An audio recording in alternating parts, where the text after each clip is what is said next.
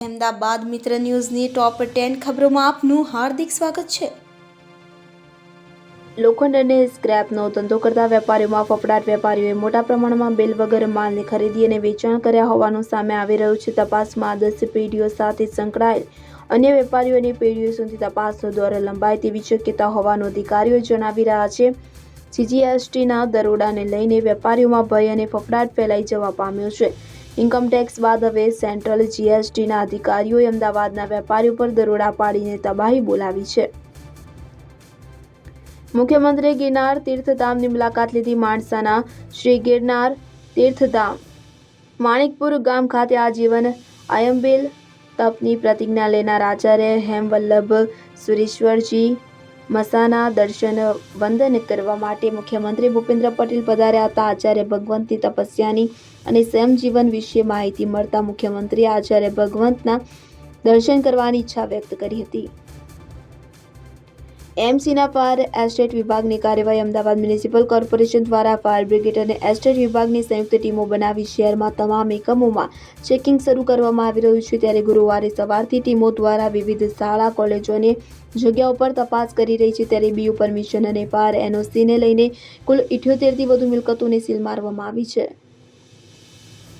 એમસીના incharge fire officer Jayesh ખડિયાની એસઆઈટીમાં નિમણૂક સામે સવાલ તો રાજ્યમાં હાહાકાર મચાવનારી રાજકોટના ટીઆરપી ગેમ ઝોનમાં લાગેલી આગની ઘટનાને લઈને તપાસ માટે રાજ્ય સરકારે સ્પેશિયલ ઇન્વેસ્ટિગેશન ટીમની રચના કરી છે। આઈપીએસ સુભાષ ત્રિવેદીની અધ્યક્ષતા ટીમ બની છે, તો જેમાં અમદાવાદ મ્યુનિસિપલ કોર્પોરેશનના ઇન્ચાર્જ ચીફ ફાયર ઓફિસર તરીકે ફરજ બજાવતા જયેશ ખડિયાની નિમણૂક કરવામાં આવી છે। જોકે ખુદ ઇન્ચાર્જથી ફાયર ઓફિસરની સામે જ મ્યુનિસિપલ કોર્પોરેશનના વિજિલન્સ તપાસ ચાલી રહી હોવાના આક્ષેપો થઈ રહ્યા છે। આગની ઘટના બાદ ગુજરાતભરમાં ગેમ ઝોનમાં ચેકિંગ હાથ ધરવામાં આવ્યું હતું। ત્યારે અમદાવાદમાં એટલે કે પોતાના કાર્યક્ષેત્રમાં 4 ગેમ ઝોન એનઓસી વિનાના મળ્યા છે। ગંદકી બદલ નાસ્તા ટી સ્ટોલ સહિત 53 દુકાન સીલ। શહેરને સ્વચ્છ રાખવા માટે થઈને એએમસી દ્વારા જાહેર રોડ ઉપર ગંદકી કચરો ફેંકવો, શાકભાજી વેચતા ફેરિયા, પાનના ગલ્લા, ચાની કીટલી વગેરે પર પેપર કપનો વપરાશ પ્રતિબંધિત, પ્લાસ્ટિકનું વેચાણ, ઉત્પાદન અને સંગ્રહ વગેરે કરનારા લોકો સામે કડક કાર્યવાહી કરવામાં આવી રહી છે। દક્ષિણ ઝોનના સોલિડ વેસ્ટ મેનેજમેન્ટ વિભાગની ટીમ દ્વારા વિવિધ વિસ્તારમાં ચેકિંગ હાથ ધરવામાં આવ્યું હતું। જાહેર રોડ ઉપર ગંદકી અને પ્લાસ્ટિકનો ઉપયોગ કરવા બદલ કુલ 53 દુકાનો સીલ મારવામાં આવી હતી। 1.31 લાખનો દંડ વસૂલવામાં આવ્યો હતો। અમદાવાદની 3 સ્કૂલમાં ખામી સામે આવી તો ડીઈઓ કચેરીની ટીમ દ્વારા સ્કૂલમાં ચાલી રહેલ ચેકિંગ દરમિયાન નરોડાની અંકુર સ્કૂલ લોખંડના પતરાના શેડની નીચે ચાલતી હોવાનું સામે આવ્યું છે। નારણપુરામાં આવેલી વિજયનગર સ્કૂલ અને વટવામાં આવેલી આશીર્વાદ સ્કૂલમાં ફાયર એનઓસી રિન્યૂ કરવાની બાકી છે, જેને લઈને ડીઈઓ કચેરી દ્વારા 3 સ્કૂલના સંચાલકોને નોટિસ આપવામાં આવી છે। સ્કૂલ પાસે આ અંગે ખુલાસો પણ માંગવામાં આવ્યો છે।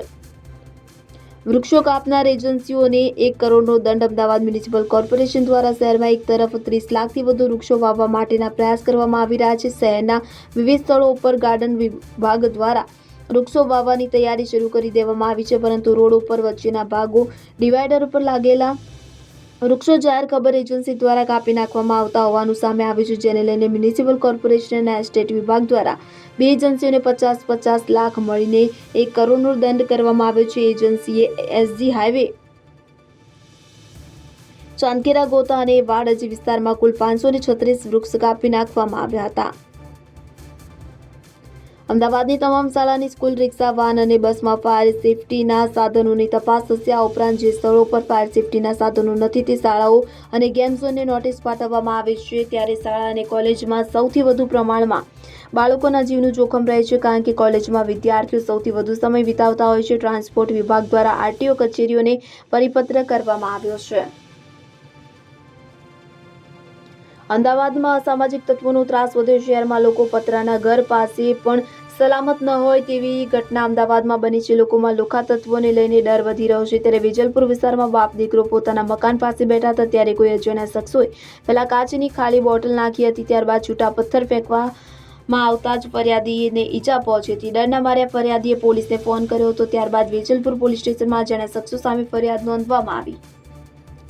ગીતા મંદિર બસ સ્ટેન્ડમાં લીકેજના કારણે પાણી રોડ ઉપર ફરી વળ્યું। જમીનમાંથી પાણી લીકેજ થઈ અને બહાર રોડ ઉપર આવતું હતું, જેમાંથી મુસાફરો ચાલીને જવાની ફરજ પડી હતી। શહેરના ગીતા મંદિર વિસ્તારમાં આવેલા મુખ્ય એસટી બસ સ્ટેન્ડના ડી બ્લોક પાસે પાણી લીકેજ થયું હતું. જમીનમાંથી પાણી લીકેજ થઈ અને બહાર રોડ ઉપર ઢોળાયું હતું. સતત 10 થી 15 મિનિટ સુધી પાણી બહાર વહી જતું હતું, છતાં પણ કોઈ કર્મચારી દ્વારા ત્યાં લીકેજ બંધ કરવામાં આવ્યું નહોતું. મુસાફરોને સાચવીને આવા પાણીમાંથી પસાર થવું પડ્યું હતું. હાથમાં સામાન લઈ અને મુસાફરો પાણીમાંથી પસાર થતા જોવા મળ્યા હતા. અહેમદાબાદ મિત્ર ન્યૂઝની યુટ્યુબ ચેનલને સબસ્ક્રાઇબ કરો અને બેલ આઇકોન જરૂરથી દબાવો, જેથી દરેક મહત્વના વિડીયોની નોટિફિકેશન તમને મળતા રહેશે.